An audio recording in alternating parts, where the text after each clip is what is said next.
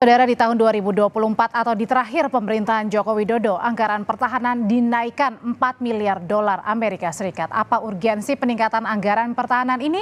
Kita bahas malam hari ini bersama dengan anggota Komisi 1 DPR, Bobi Adityo Rizaldi yang sudah bergabung di studio. Selamat malam Mas Bobi. Selamat malam Mbak Audrey. Kita juga hadir pengamat militer Khairul Fahmi melalui sambungan Zoom. Selamat malam Mas Khairul. Selamat malam.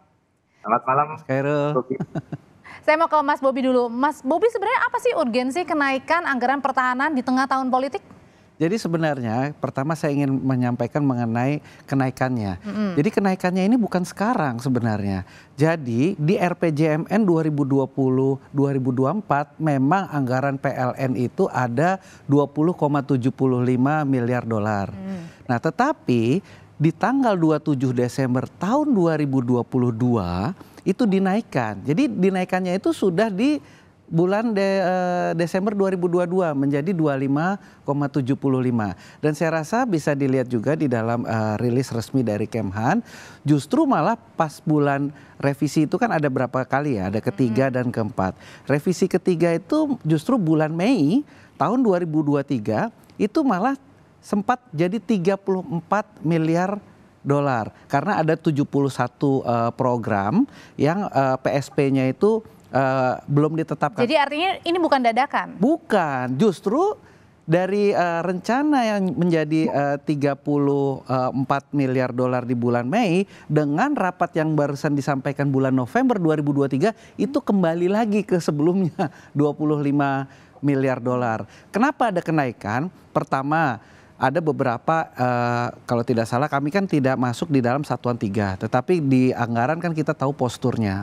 Posturnya itu kan ada rupiah murni, ada PLN, ada pendanaan dalam negeri. Nah, ada beberapa hal teknis seperti pembelian alutsista dari... Karena naiknya nggak main-main loh, 61,7 triliun rupiah Mas Bobi. Oh enggak, yang naiknya itu dari RPJMN ya, naiknya itu hanya 4 miliar dolar. Nah, jadi totalnya itu adalah tidak mempengaruhi pagu yang sudah dibuatkan sebelumnya. Kenapa? Karena ada misalkan dari Turki, ada kenaikan kurs karena dia inflasi. Lantas ada beberapa dinamika, kita mau beli Sukhoi, nggak jadi beli Sukhoi, belinya alutsista yang lain yang harganya lebih mahal. Jadi sebenarnya itu tidak ada penambahan yang dikatakan mendadak. Kalau dikatakan ada penambahan dari RPJMN itu betul, tapi penambahannya itu sudah disepakati tanggal 27 Desember 2022. Justru dalam revisi keempat yang itu di tahun 2023 Mei 34 miliar, tapi karena Kemenko tetap kekeh yang ada PSP-nya atau penetapan sumber pembiayaannya hanya 25. Jadi artinya sudah mulai di 2022 ya? Iya, betul. Saya akan ke Mas Khairul dulu, Mas Bobi. Mas Khairul, sebenarnya yang dilihat urgensinya apa sih? Ada penambahan alokasi belanja nih untuk alutsista? Iya, ya tadi saya mau ini dulu ya, mau komentar soal apa namanya. Silakan. Sebenarnya ini ya yang kita pahami bahwa kita ini tidak cuma sedang menghadapi agenda politik elektoral ya, tapi di sektor pertahanan kita juga sedang menuju tenggat waktu pencapaian target kekuatan pokok minimum MEF ya. Kemudian secara faktual kita juga sedang dihadapkan pada masalah kesenjangan antara kondisi kekuatan faktual dengan kebutuhan penambahan dan permajaan alutsista, termasuk untuk meningkatkan kemampuan pemeliharaan alutsista yang sudah ada. Nah, ya artinya tadi juga sudah disampaikan secara rinci oleh Mas Bobi, pembahasannya itu sudah berapa lama. Artinya ini tidak juga ujuk-ujuk dalam satu hari kemudian muncul keputusan ini, tidak. Ini kan concern pemerintah sudah beberapa waktu gitu ya. Ini pemerintah kan ingin kita lihat punya concern untuk mengejar target capaian ya. Sekaligus juga menghindari potensi kegagalan operasional dan resiko insiden alutsista. Kita tahu beberapa kali kejadian alutsista karena alutsista tua, pemeliharaannya buruk, misalnya gitu ya. Sementara jadi tidak masalah ya dengan kenaikan anggaran itu ya?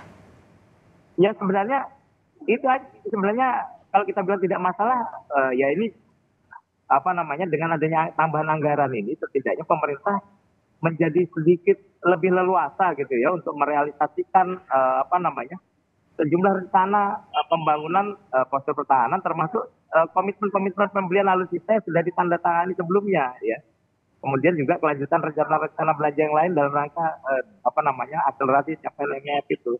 Jadi saya kira ya tidak masalah kalau kemudian semuanya dikaitkan dengan tahun politik, ya nggak ada yang jalan nanti pekerjaan pemerintah ini, agensi PR pemerintah. Oke, tapi masalahnya kan dananya juga diambil nih dari pinjaman luar negeri, alias kita ngutang. Iya, selama ini alutsista impor itu kita selalu belanjanya itu melalui skema pinjaman luar negeri, nggak pernah enggak. Cuman ya baru kali ini aja jadi sorotan luar biasa gitu ya. Cuman perlu concern mungkin ya nanti karena ini ada tahun politiknya ya pengawasannya saja lah yang kita concern. Tapi kalau soal agenda belanjanya ini sesuatu yang diperlukan memang ya. Jadi soal pengawasannya ya yang harus dititik beratkan ya Mas Khairul ya. Oke, Mas Bobi, ini gimana caranya soal pengawasan belanjanya untuk apa saja, alokasinya untuk apa saja? Karena kan untuk keterbukaan kerahasiaan negara untuk tata kelola anggarannya kan tidak terbuka ya kan, demi alasan kerahasiaan negara. Jadi gini, kalau dalam perencanaannya parlemen dalam menyetujui anggarannya betul berdasarkan keputusan MK 2014 kita tidak bisa masuk satuan 3. Tetapi dalam pelaksanaan procurement atau pengadaannya itu ada 7 instrumen pemeriksaan yang itu adalah instrumen negara semua. Dan itu tidak ada namanya rahasia, semua pasti namanya beli barang ya pasti ada pemeriksaan. Itu mulai dari Inspektorat Jenderal, ada dari BPK, untuk membuat DIPA-nya ada dari BPKP.